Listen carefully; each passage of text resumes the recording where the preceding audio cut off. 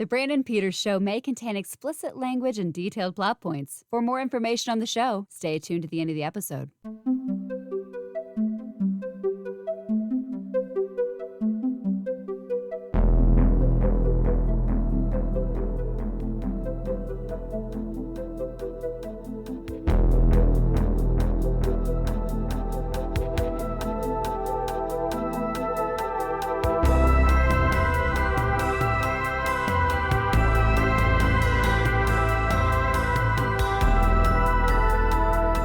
And now, here's Brandon.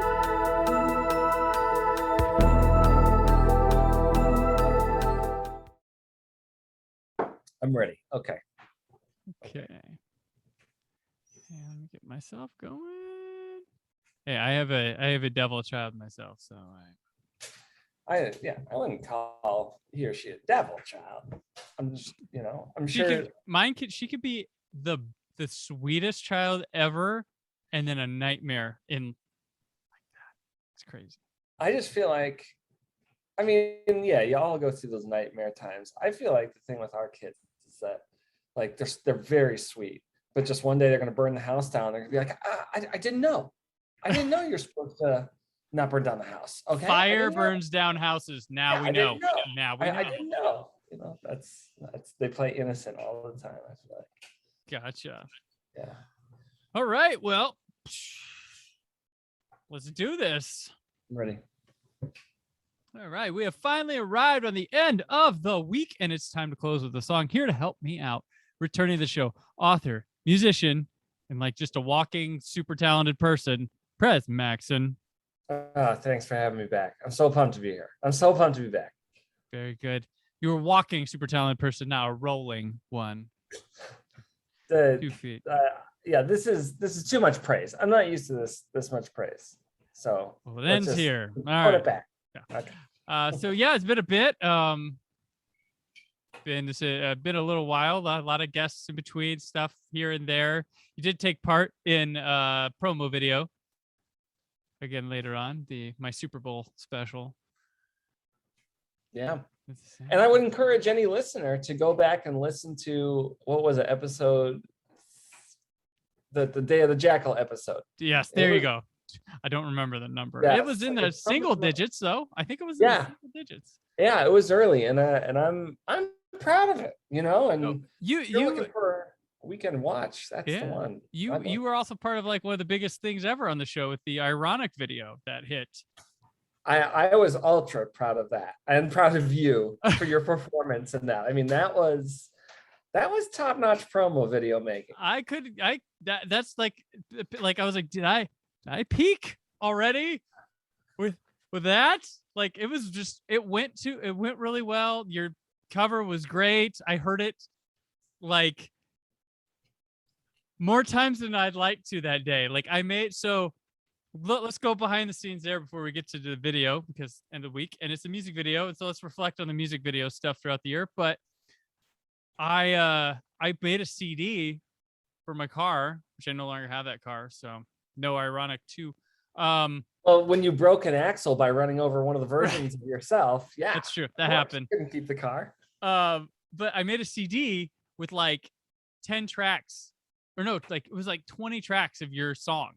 Wow. Like, you sent me it, I ripped the audio, and I just had it so I could just have it to lip sync to while I was in the car. Wow. Over and over. And then I found set times where it needed to be. And then it ended up like my wife would drive the car and my daughter was shooting me. Wow. In the back and stuff. It was a day, but believe it or not, the edit, not that bad. No, I think that, what do you mean not that bad? No, it didn't take me as long as I imagined. I was up till the middle of the night because I was just anxious to get it together, or eager to get it together, but it went smooth. Like, I don't know how that happened, but it went really smooth, the edit. But that one, I got possibly my best feedback from a promo video. A lot of them got good feedback. There was some that got really good. That was like tops. Like, I had someone tell me they watched it like 10 times that weekend. Oh my God. And so, you saw Alanis live recently. I did go see. I am truly fan. Like, I did not Wow. Yeah, I went and saw her live, and funny enough, that show will relate to what we're talking about today a little bit too. Let's dive in. I'm ready. I'm ready. No, I just talk about these. So I brought you on here, Prez, because during the music video discussion, you said you hated music videos. So if I'm going to bring someone back for the end of the year, beginning of the next music video, it's you. So you Thanks. dug that up right there. Like, I hate music videos. So I brought you back for another round. Okay. Be the guy. But before anyone makes a snap opinion about me, can I just explain that for 1 second? Go for it. Okay. It's true. I hate most music videos. It's not the concept of the music video that I dislike. I think, when you go back to the most primitive music videos, when acts like the Beatles or, Beach Boys or the Stones or Jackson 5 or somebody is like filming themselves performing and sending it to the Ed Sullivan Show so that they don't have to travel to be there. I think there's a lot of charm in those type of early promotional videos, which evolved into music videos. But I feel like it's so many are made that it's hard to find ones that I like that feel ultra creative, that have a relevant tie between what you're seeing to what you're hearing in the song. And that's why I personally tend to prefer ones that is just a shot of the band or the artist just rocking out on their tune, because I feel like that's a cool representation of, you get to see them doing the song. It's when they get a plot line in there that all of a sudden now you have a whole bunch more fail points. Like your story might distract from the strength of the song, or vice versa. Like what you're doing could be really visually cool, but it doesn't really match the song. And so, I'm all for music videos like the way OK Go does them. When you see an OK Go music video, you feel like you're watching something, like you're seeing something happen that if you saw it in real life, you'd be like, wowed. If it's a music video of a rock song and the guy's sitting on his couch singing, dreaming about a girl, about how he's down and out, it's like, I don't feel like I'm seeing anything. Why can't I just watch him perform it? Or I think there's another. Oh, sorry. Well, no, the famous cliche in country music is it's just like go in a barn and film your band playing it in a barn. Right. It's kind of like, well, why couldn't it be on stage in front of bring the energy of the audience right into it or something? I'm pretty opinionated on it because I have a lot of, investment in music and everything, and I have investment in visual arts. But I'm going to say something bold right now that's probably a hot take. I might regret later. But the 90s are a dark, dark black hole of terrible music videos. Oh, this is great. It's the show has battled between people saying the 80s, people saying the 90s. It's just it's a back and forth. Well, there are gems in each decade, right? Right. It's hard to look at Aha's Take on Me and see anything other than a brilliant piece of art. Yeah.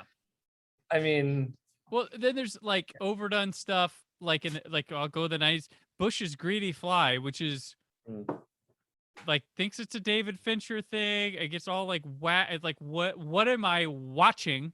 And there's another type that I mention a lot on here, but I haven't picked any of them for this show because there's just not a lot of substance to them to talk about. But there's the mall clothing store music videos where it's just band performing, but with stylish black and white, or I point to the Garbage video for Paranoid as being one of the pinnacle ones, where it's just you only can imagine it while you're trying on clothes at the Buckle or something that. Yeah. But there's those ones that feel like they were made for a mall clothing store.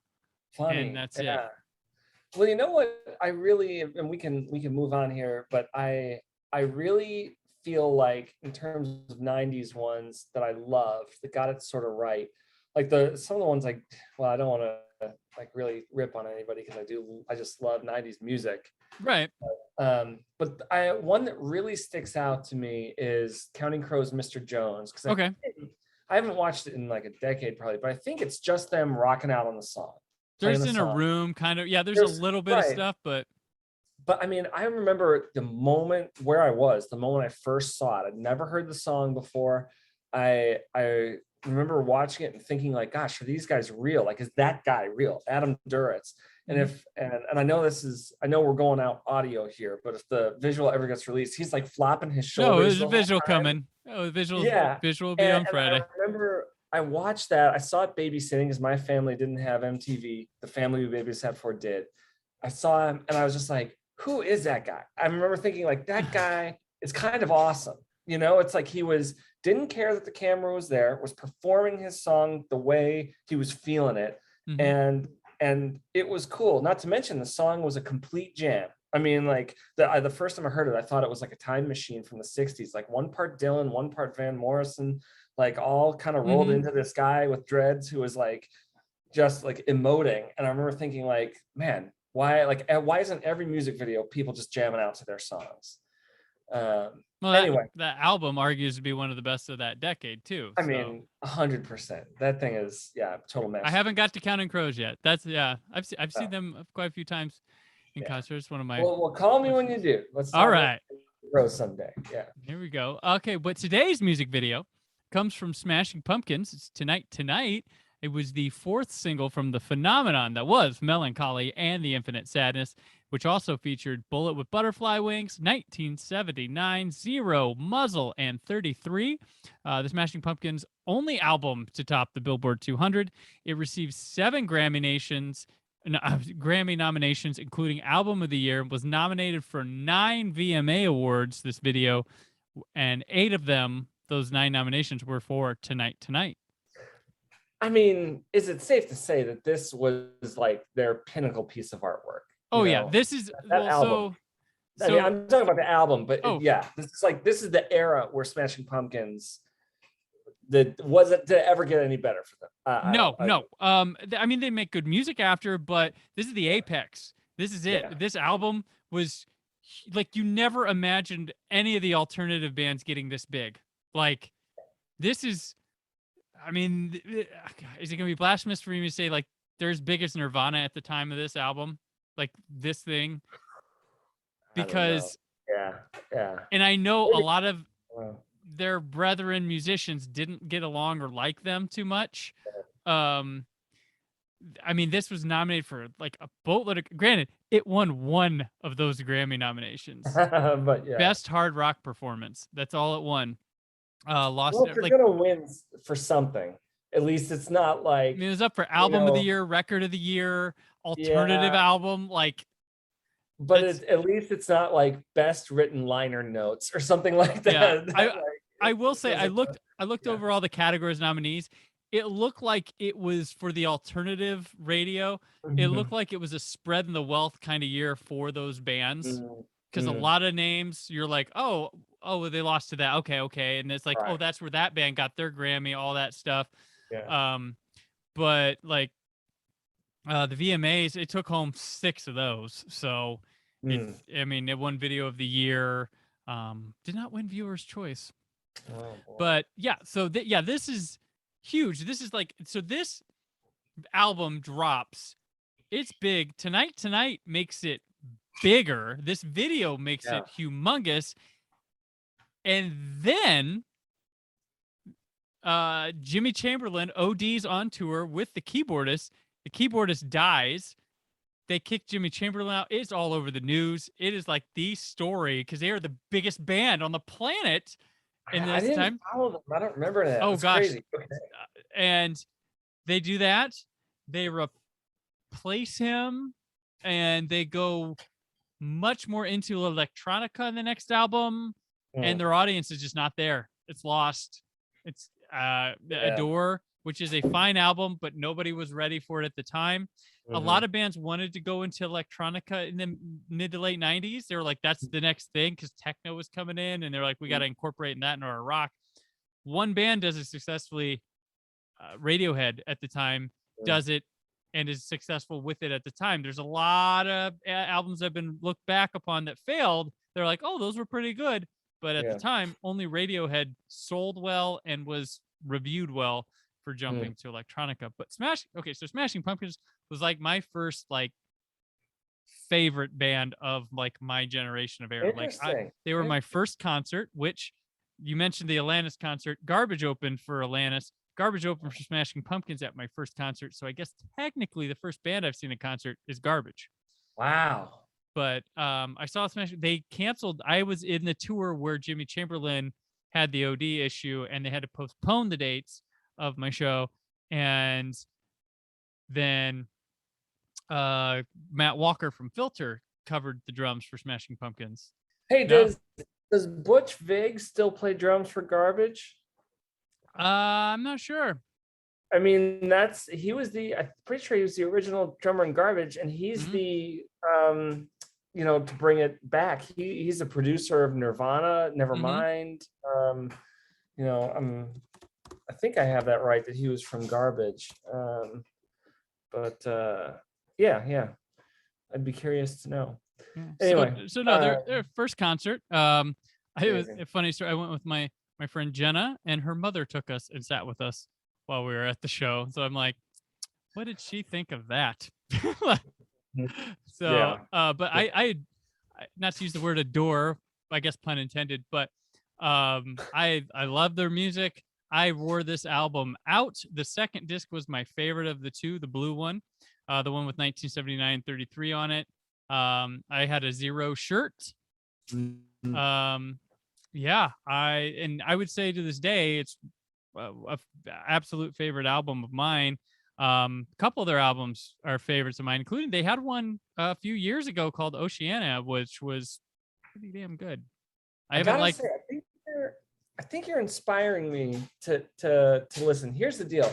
I lived through this era right alongside you. I mean, these are my prime years of music discovery. I mean, I would think I was in 6th grade when Pearl Jam and Nirvana like hit big the first time. Of course, like in high school, that's when all like the singer-songwriter rock really hit. And I remember picking up this album, the one we're talking about, the Pumpkins album, Melancholy. What is it? The Infinite Sadness. Yep. And I remember just being like, I just didn't get into it a ton. I was in several rock bands in high school, and we did Today, which was like pretty from Siamese Dream, And I think I picked up this album, and I just like, it didn't resonate with me, but then not a lot did back then. Oh, it's a lot too. It's a double album, and that was unheard of, especially from the alternative crowd. Yeah, exactly. So I gotta admit, I rewatched this. I rewatched this several times in preparation for this discussion, and I was pleasantly surprised by a couple things.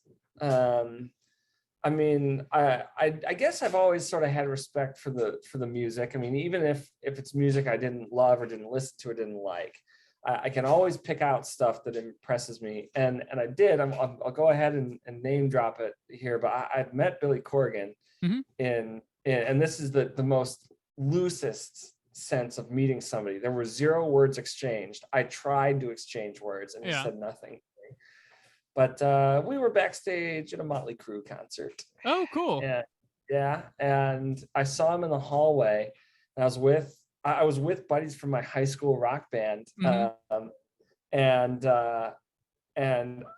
one of my buddies was like, dude, check it out. That's like Billy Corgan talking to a member of 311. So I was like, I just went up, and I was like, hey guys, like, big fan of like the Pumpkins and of course 311. And the guy from 311, I don't remember his name, or I don't remember who he was, because I'm not a 311 fan either, but he was like, oh, thanks man, it's really cool. I remember I just looked at Billy Corgan, and we're both from the Chicagoland area. Yeah. We're both like, we had that, and I was like, I'm from Chicago also, and whatever.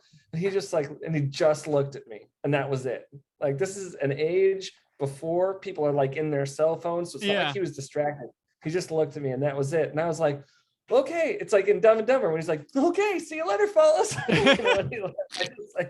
And I took off. And I remember like my best friend at the time who I was with, he was just like, smooth, dude, like, good one. But this week I deep dived this song and this music video, and here's all I gotta say about it. We can talk about it. Okay. We can talk. Here's All I my- gotta here's say, my- we're done. We're done. No. I'm just gonna give you my like 2-sentence thing. On paper, I should hate this music video. I know what I like. Well, yeah, it's artistic, right? It's got a story. Like, it's like, nope. I mean, I know what I like, Yeah. but on paper, I should hate it. And I don't. I love it. Actually, I think I love it. It's funny. You said you met Bill. Nate Metavari, who does the theme for this show, he has done the album covers for like the last 2 or 3 Smashing Pumpkins albums. Oh shit. Funny enough, yeah. So Billy Corgan does talk to him back, I guess. Billy Corgan doesn't talk to me. Yeah. But yeah, he said that. Yeah. Well, and here's when I say I should hate it, this is just me being sort of like a jaded lifelong musician, but it's like it's a song from the 90s I didn't necessarily connect with at the time. There's a lyrical thing going on in the song that I don't love. I tend, like when I have this experience from writing songs myself, I don't like to waste opportunities with words. Like I feel like a lot of times you hear a songwriter fill up space in the song with like heys or oh, like where they're making sounds but not saying words, and or they're repeating phrases that don't really have a melodic purpose, and you think they could be using that space to like drive home another just incredible line, but they don't do it. Like in this song, in this case, you got Billy Corgan just saying like believe, believe, believe, and you're like I'm not. It's not even like a huge hook when he's like just like cranking away on that, or tonight. It's not even like a super huge hook. Like could we use that space to do something else? So from a songwriter angle, I don't like love that. And then I think where this music video gets me the first time is, we were talking about this right before this started, but I do love the original like films of I'm gonna butcher the pronunciation, Georges Méliès. Yeah. And I remember the first time I watched this week, refreshed my memory. I was like, are we equating this piece of artwork from the 90s with this like gorgeous influential piece of artwork from like the 1910s? I think it was like 1903, 04, 05, somewhere in there. But then when I really started diving and thinking about it, that's where I changed my own mind, where I was like, the story that the song is telling is ultra abstract. I mean, like on the scale between country music, which is not abstract, on the scale between country music, which is not abstract, it's like they just tell a story, they say the characters' names, they say what's going on. Like all the way on the scale to like ultra contemporary music that has crazy time signatures, no lyrics, and like free jazz, basically. Like this, I think this is actually closer, like closer to something more abstract. The lyrics don't like super make perfect sense if you read them top to bottom. They're not telling a story about Jane and John Doe from point A to point B. They kind of they touch on universal feelings in very simple phrases. And as an ad writer on my day job, like that, I'm attracted to that. I think that's what you want to do. You want to find simple phrases that resonate with a lot of people. And that's what this song does. Exactly. Everyone wants to believe. Yeah. Right. And like there are little bits of advice tucked in there. And then you look back at these old stories that Georges Méliès or whoever was talking about, or like not talking about, but presenting to the world, these like abstract stories of like going to other worlds and meeting other life forms, and his version of special effects. I thought, actually, this creative method of presenting the song actually matches really well to the lyrical presentation that Billy Corgan's put together, that's abstract but universally understood. That's exactly what those old films are like. And I sort of don't mind the band isn't jamming out to their song. They're sort of part in the story. They're dressed like they're in the story, but they're just kind of like walking and talking And in the end, like I remember I watched it for the first time again, like a couple nights ago when I was prepping for this. And my first feeling was like, boy, I feel like I should hate this, but I don't. I'm gonna watch it again. I love it. Like Yeah. So I think I'm all in. All in. All I'm right. all in on this. Yeah, I am. I'm into it.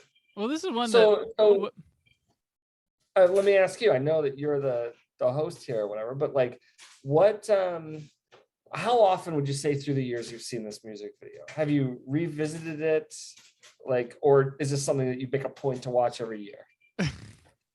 I do have a DVD that's Smashing Pumpkins the videos. It's all their music videos, but I haven't popped that in 10 years.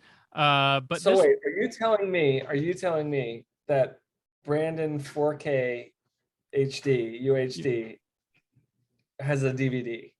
Yeah, surprise. I'm just kidding. No. They haven't upgraded it to Blu-ray, so right. But gives, man? They this video, I don't know, but I could have not watched it for this and been able to talk about it fine, because of course I saw it when this came out. It was really popular and it was on all the time. Like, if you wanted to try to get me turned off from Smashing Pumpkins, MTV was damn well trying. Like, and the song was played heavily too, but it was the video. And this is like, it's weird to think like when we remember like all the Smashing Pumpkins songs, like, does this one come up as like the ones we remember? Like, you'll be like, oh, today, oh, Bullet with Butterfly Wings, Zero, 1970, and then you're like, oh yeah, there was Tonight. But that was like the most played one. That was the biggest one. And one of the things too, when this video came out, I was like, what is this song on the album? I was skipping it to get to Zero. It was like it was the opener of the album. There was like a piano open and it led to this. And then it was like Zero was like a track or two after that. And I would just get to the heavy stuff. So when it first came to video, I was like, what? This is on my album? And I went back, oh yeah, I go right to Zero when I started. So then I started just starting that album. But it took me by surprise. When I'm I'm an angsty teen. I'm what the rockin' stuff. So right. Like, I hate to say it. So as you know, as I've established, I was not a like born and bred Pumpkins fan. Yeah. I think today, 1979 and Tonight would have been the only ones I could have listed. Well, you know, like, I couldn't even hum Zero. I don't know Zero. I don't think. My favorite one on the album is 33. It was the single that followed this. Interesting. Really softer one, but it's really just really good. And it's got a cool video that's stop motiony. But they also had this weird like song called Muzzle that was like a single. They didn't make a video for it. It just, I don't know, it's just one of those radio promotional things. Like, well, it's been a couple months. We need to put another one on there. We don't have anything prepared. But this one, that video played so. It was the TLC waterfalls of alternative radio where you couldn't avoid it. It was like, well, Black Hole Sun by Soundgarden, that was unfucking voidable. But that one passed the torch to this. Like, you just could not. And it was a huge success. I mean, they pushed this thing. And this is the video that resembles the cover art for the album the most, too. Not intentionally, but they throw stuff in there to make it go, look. I think I feel that. There you are. You know what my favorite Smashing Pumpkins song is? Okay. Honestly by Zwan. Oh, that's fair. Zwan was Zwan was basically like, I don't want to be solo. I'm Smashing Pumpkins still, but I want to leave that behind.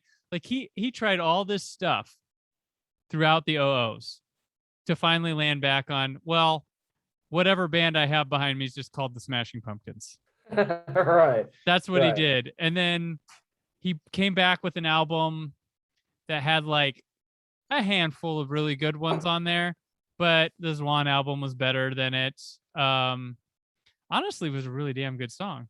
I loved Honestly. I thought I feel like, And I mean, wherever I he was goes, thinking, Jimmy Chamberlain followed because oh really? Billy, his weakest instrument's the drums, and Oh right. Chamberlain's a hell of a drummer. So there's Yeah. word that Siamese Dream is all Billy Corgan and Jimmy Chamberlain. I mean, there's a lot of artists do that, I feel like. Well, the first Foo I Fighters mean, album was all Dave Grohl in exactly. And studio. then The Color and the Shape was Dave Grohl playing drums and everything, I think, except bass. Yeah. Maybe. Um uh I don't know if Pat But I mean, Smear was he would record over, but he would record over Darcy and James Ehop. Like that yeah, was what he was no, doing. And I will say one thing, like I went and saw Smashing Pumpkins when they did that tour a couple of years ago, their big, that we can play big venues tour because we're gonna play what you want to hear type tour. right. It's just weird to me. There was a reunion tour. They didn't bring Darcy back. She was the first to leave. She had And she had drug problems and stuff.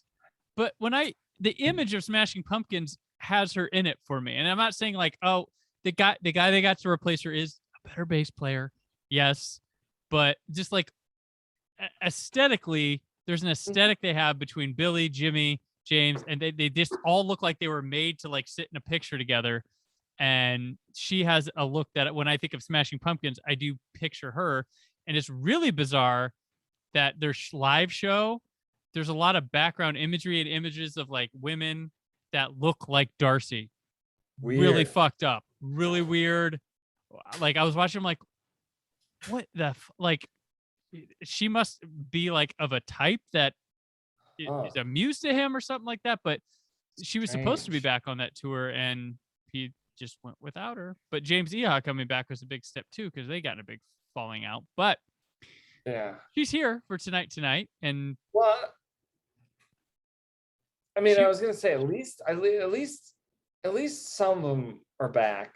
I mean, yeah, I mean everybody but her is back, but that's all they can figure it I mean, out. I would actually rather see a band do that than what the Black Crowes have just done. And I don't mind being on record about this. I hope Chris and Rich Robinson watch this, hear this podcast, and hear me say, the guys, it's bullshit. Steve Gorman's not playing drums, that like, your best lineup, Mark Ford's not playing lead guitar. I realize there's drama there, but to go out and say, hey, I'm the Black Crowes, and have it just be a bunch of new hires plus the Robinson brothers.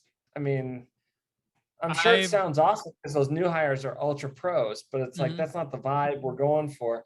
And which is why in like the Pumpkins, I feel like I'm with you. I feel like Darcy is like when I think back to my high school days, like she's a vital member of that band. When I think of a picture of what the Smashing Pumpkins look like, she's in it, Yeah. But I mean, yeah, granted, it has always been Billy Corgan's brainchild. So there's that. I mean, it's not like I'll say this. I've said this for a long time, but if Steve Perry's not singing, it's not you're not seeing Journey. That's just. I mean, I get they put on a good show. They have guys that sound like them, but they were against the music that made the band, except for the keyboardist, was against the music that made them popular, didn't think it would work, and fought him like all those steps away, only to cash in on it. Right. So fun fact, another Hollywood fun fact. I was in the studio audience at Ellen when Journey featuring the new singer made their television debut. Oh, okay. And it was the kind of thing like, and when you YouTube that performance, you can see me for like a hot second because I was the only person in the audience. There was like less than 10% of it was male. Mm-hmm. There was only like 2 of us who were pumped about Journey. Like all the other moms are like they don't care, but I'm like, separate ways. Heck yeah. Like that was my karaoke song in college, was Separate Ways. Well, I was in the pep band in college, and Separate Ways was like one of like my buddy and I was like I played bass and my buddy played drums, and like that was like our jam, like where we really got to rock out. And the pep band at the University of Iowa, circa turn of the century, was effing lit. And the that lights was did one of not the- go down in that city. Oh hell no, they did not. And if anything, they got so bright they exploded in a brilliant shower of sparks every night. But Anyway, no, but we're getting off topic. yeah. So this, I recommend tonight. yeah, so I do. The video is directed by Jonathan Dayton and Valerie Ferris, who would go on to direct Little Miss Sunshine and Ruby Sparks, Battle of the Sexes, and that Paul Rudd TV show Living with Yourself. They produced Decline of Western Civilization Part 2, The Metal Years, and they have music videos for they did Extremes More Than Words and Wholehearted. They did Paul Abdul Straight Up. They had worked with Smashing Pumpkins before this with the video for Rocket.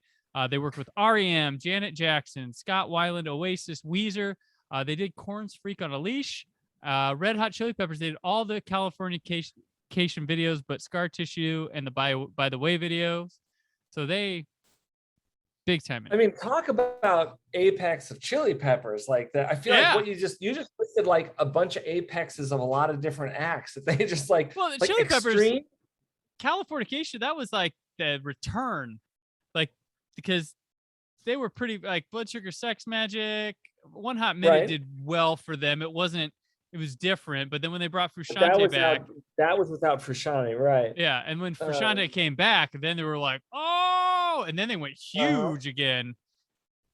They blew up with Californication. I saw them live on that tour because Foo Fighters opened for them, and that was a tour. I mean, we're getting really off topic here, but that was a tour where, in hindsight, Anthony Kiedis wasn't clean anymore. Like he'd been completely sober for like 6 years or something, all through Blood Sugar Sex Magic, and then relapsed with heroin on the around the Californication years. And the whole idea, I remember going to see them thinking like, wow, they finally found their way. They've like kicked their habits, whatever, only to find out later. You read his biography, Scar Tissue, is actually one of the awesomest rock and roll reads for biographies. But he is a fabulous writer. And you go back and you think just like, oh my gosh, I saw them. For me, Californication was the apex. I loved that album. By the Way, I was only like half in on. I did see them later on the By the Way tour also, and I like the Zephyr song. Awesome. That was cool. Oh, Zephyr song is awesome. Can't Stop. Don't Stop. That was on there. Okay. That one was super great. They lost me at Stadium Arcadium, which was I think the one after their double album. Speaking of double albums, yep, that's when they lost me. But at the same time, I remember thinking back then, like this is it. Like this is like such a a moment for them. And I mean, you could very much say that it was their melancholy and the infinite sadness moment. Like true. And so now I'm thinking about it. I'm going back there, and like I remember thinking the Foo Fighters were opening for the Chili Peppers. I remember thinking like they were great, but who could have predicted back then that Foo Fighters would be legitimately the biggest rock band in the world 20 years later now? Right? Yeah, it was just a fun little side project. Exactly. That's what it seemed like. It was like, oh, that's cool. He's got a band. They're fun, and now they're like probably the best known rock band from their era.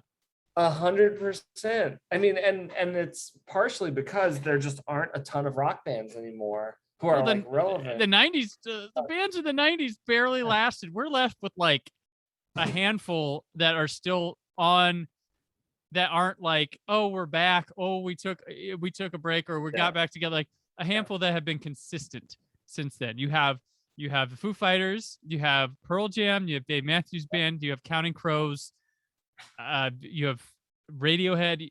I mean, Fish took a break. Like there's they don't count. It's not. I mean, it's hard to say though. I mean, Pearl Jam, I love Pearl Jam. They're probably my favorite from the era, still going. And they've got their own thing going on. But it's hard to say, like, Counting Crows have found a way to keep themselves, like, relevant. I mean, when people go to a Counting Crows show, they're not going to hear the latest album. No. That's the difference between them and Pearl Jam fans. Pearl Jam fans, they have their people. Like, Pearl Jam has their people. They know how to like make music for them, and like I don't think Pearl Jam is getting any like brand new fans, but they have a really dedicated fan base. Like Counting Crows feels like I love them, but it does not feel like they're pushing forward the way Pearl Jam is. Foo Fighters like has found a way to remain like awesome and continually put out a video that goes viral or continually have a like they make like, all the right moves, and you'd have never thought of them. You never have thought they would have been the one to do that. Exactly. They were as goofy as Green Day back then. Like it was like, nah. Yeah, and the fact that like Dave Grohl was in every Tenacious D video was like, or you know, it was kind of like that must be what they're about. But I remember thinking in the 90s, one of my friends asked me like, who is the next legend? Like the next rock and roll legend. I remember saying like, well, Celine Dion is going to probably, I remember thinking at the time, this is early 2000s. So we're fresh off Titanic and all that stuff. I remember thinking like Celine Dion is going to probably be like a next Madonna type, not in like the sense that she's provocative, but in the sense that like she's going to always, like she's going to be a legend to her audience, always pull. Reinvent like, herself. Massive, there's always, Right. And she's going to always pull some like massive like arena style crowd. And then my second answer was like the Red Hot Chili Peppers. I was like they're super creative. They're going to like constantly find ways to reinvent themselves. They're going to like, I think we're going to be like inducting them into the Rock and Roll Hall of Fame, which happened. But Smashing Pumpkins, it never occurred to me that 20 years later, I'd see a music video of theirs in Tonight and think, this is timeless. This is rad, you know? Right. And that's what I found myself saying this weekend when I was watching the video. Well, to relate it to the Red Hot Chili Peppers, there was 3 concepts for this video that were pitched. And the one they wanted was a Busby Berkeley style video, people like diving into champagne glasses or something. But Red Hot Chili Peppers Aeroplane had very similar video, so they ixnayed that. The other one would have it was a band that would play on a surreal stage, and the camera would go into like an audience member's eye, and they would see their vision of what the song was. Interesting. But they went with this one. So do you know? I know you said who directed this. Yeah. Who was the director driving like the creative direction overall? Like was this vision coming from the director? Was it coming from the band? I bet you had 3 creative groups pitching. I would imagine there was that, and they usually do the videos before the album launches a lot of the times, or at least their first 3 singles if they have videos. So, well, this might have been after, because this is single number 4, but Zero, Bullet with Butterfly Wings in 1979 would have been in the can before they hit the road, before the album dropped. Interesting. So I would imagine that. But there is also notable, so the stars of this music video, Tom Kenny and Jill Talley, the couple in this that this follows, that they fight with the umbrellas, smash. From Mr. Show, they at the time, they were 2 of the stars of Mr. Show, and he is the voice of SpongeBob SquarePants. She's Karen on SpongeBob SquarePants. They are 2 of the biggest voice actors for animation you could find on the planet. When I lived in Los Angeles, my roommate did all their computer IT stuff for them, so he was around them a lot. They like had him on speed dial all the time, and their kids would prank call him. And stuff. I think I realized Yeah. But Yeah. this was during when they were on Mr. Show. This is a big deal. Like, and just kind of interesting. They would be, SpongeBob was right here pre SpongeBob, and Right. Wow. I don't think I realized that. I mean, the only Mr. Show I'm really familiar with is Wicked Scepter. And if you're not familiar with that, listeners, you need to Google that. Brandon, you know what I'm talking about? Wicked Scepter? Yeah. I mean, but I don't think I realized, that those voice actors had so many like credits on their resume that were impressive, let alone your friend who did the computer work. I mean, that's top notch. That's top notch. But yeah, like everything in this video, like they had to have finished editing this and be like, this is like they had to know they had something good at the end of, like, the costuming nail. And the funny thing is, the costuming they wanted, there was no costuming for this period available at the time because James Cameron was shooting Titanic and had wiped out all the departments across town with period. So they had to like fake come up with what they could, period designs. And it's just marvelous. Like, you have to know you have something magical with this, and like, this is going to connect with people. This is going to be huge. Like, you had to have known it, or this is going to be a notable music video in the history of music videos. Like, I just see it like, if I would have made this, I'd have been like, yeah, there's no way this fails. Like, sometimes you create something and you're like, this is good. You know, they had to have known this was good right then. There's other videos that were good, but roll the dice, like 1979. That could have been a yawn, but that was a great, like, Pumpkins made some great videos. Like that 1979 one, probably not in your wheelhouse. I dig it, with the kids going out partying. I don't even remember what it looks like. Yeah. It just follows some kids in the 70s. I wouldn't say it's not in my wheelhouse. I mean, like, you know what's crazy about 90s music, and this is my thing with Pearl Jam, because I liked Pearl Jam back then. I was in a band that played played some Pearl Jam.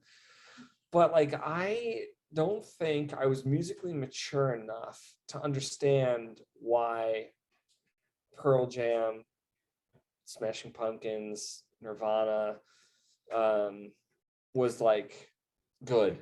I mean, I understood music, at least what I thought I understood of music in the 90s. I mean, but I was a teenager. I was still just like trying to, still just I mean, trying to, some like, of it that I really liked back then, I go back to now and I'm like, nah, I'm really as into it. Like, I will say, and I probably throw your hate at me, but like Alice in Chains. Oh, I go back. I like them, yeah. I liked them a lot back then. I go back now, I'm like, I don't know. Yeah. Maybe when you're a teen, you're more into like getting some downer music going, but yeah, I don't know. You know what it is for me? I just drove back from Chicago with my sister. We were visiting my parents, coming back here. Molly and the kids didn't come just because of COVID stuff. Like, our kids have been exposed, didn't want to like expose my parents. And on our way back, my sister was like, let's like time travel. Let's listen to, we listened to a Counting Crows live album. Yeah. From back then, Live Across the Wire, which I think was broadcast on VH1 in like 99 or 2000 or something. It was for the second album, right? Yeah. So maybe it was closer to 97 or 98. Because I want to say Long December was like maybe 1997. I can't remember. Anyway, we listened to it and it was just like an epic jog down memory lane. Like, it was so fun to listen to that and crank it the whole way back to Indianapolis. And that was one of those things where it's like, I love it, but I don't think I need to hear it again for maybe another few months. Right. Like, and I think that's my relationship with 90s music with everybody except Pearl Jam. I've found an real adult love for Pearl Jam. Oh yeah. But I think the Crows are coming soon to town. They were in town. I was there. Oh, did we just miss them? Yeah, dang. You missed them. I was there. Damn. Oh well. When was it? It had to have been like within the last week or two. It was in it was August. Oh, hold on. It was August. And everything after. Yes. There we go. That'll be the Brandon Peters show for this. Yeah. Thank you for signing I think it was August. It was August 17th. because we had a lot in a row because of concerts getting moved because of COVID. So Right. the DMB weekend, and it was like 2 days after that. So it was like we did like 3 concerts in 4 days. So back. So yeah, the video.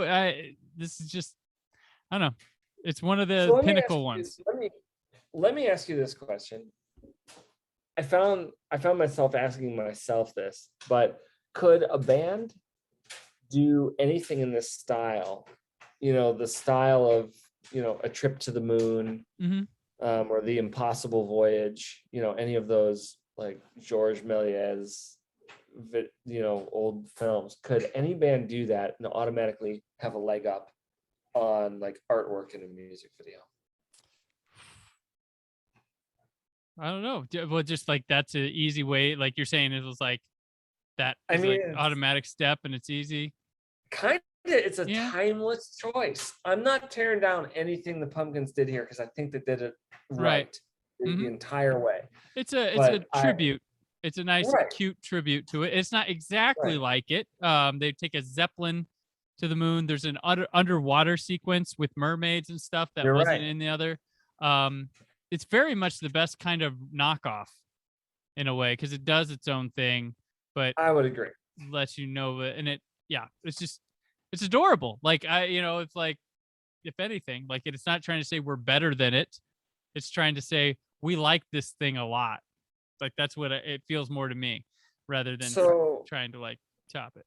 So let me ask you this: what would Billy Corgan have to do to, I don't want to say return to form, and I certainly wouldn't want to say match this level of artistry, but what would he have to do to come back to being super, I don't know, super intriguing to you? You're a fan, so like where, like well, I mean, I'm not like I'm a fan in that I was huge then. I haven't really kept up now. Like I did pick up their like I picked up like Oceania years ago, and I was like, damn, this is really damn good. I saw their tour that came out when James Iha came back, and I didn't pick up that album that they were touring on. They played one song off of it, but you really don't.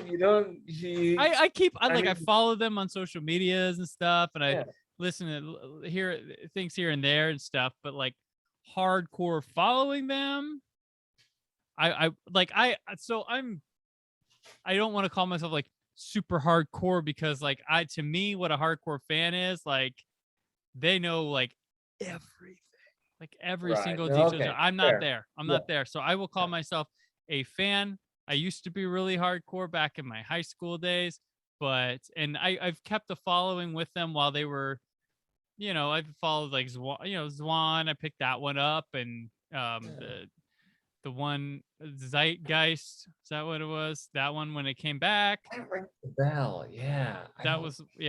Had some good stuff, but like I can't say, like I've only seen him in concert twice, and once was in the 90s and once was 4 years ago. So I can't say that. Yeah. Are they touring right now? Are they doing like a 2020? Yeah, they played Riot Fest. I saw something. They played Riot Fest this past weekend, prior to us recording this, and they busted out the song "Quiet" from Siamese Dream for the first time in like since like 1997 or something like that. Damn. They hadn't played that song in concert in that long. Here, I'm looking them up right now. So they do have an album out last year, CYR. Have you heard that? Yep. Nate was working on the cover for that when he was writing the song for this show. Damn. So yeah. Nate. Yeah. So. Really, really in there. So you don't know when they're coming to Indianapolis next? No. Don't. I'm looking right now, just trying to find. Oh, no upcoming tour dates. But there's a button here. I'm on the website. There's a button here to request a show. So I'll go ahead and do that for us. Because if they're coming now, I want to go with you. Because that's how That's how to experience it fully. There you go. There you go. So I think it's fair to say, in summary, I feel like if anyone has listened to this far, you need to go see the music video for tonight. Yes, indeed. For tonight. If you don't have it already infused into your brain from the 90s, or give it a good old spin for old time's sake. But, well, if you're like me, you didn't have cable. My parents never bought cable in the 90s. Like I only ever saw this stuff when I went to babysit, and so I feel like I didn't see this music video until I was in college, like in 2002 or something. Mm-hmm. I didn't have my finger on the pulse of music videos back then, which is why revisiting it now was so easy to see with fresh eyes. Gotcha. Yeah. Awesome. All right. Well, I'm glad you did. And that'll do it for this week. The first week of year 2, the last week of year 1, who knows? I just want to thank at the top here for the guests from this week, Greg Bagoon, Audrey Lane, Justin Beam, Jamie Alvey for returning, and Prez, the big thanks for you coming back and closing this thing out. I know you're always supposed to end by plugging your product. And I, of course, could mention the book I have coming out, Bastards of the Revolution, coming out this fall. Of course, I could mention that I have a short story coming out in the anthology Nostalgia, but I'm not. What I really want to plug is tune into the future episode of the Brandon Peters Show, where we dissect the classic Chris Farley swan song, Almost Heroes. Oh, previews. Nostradamus.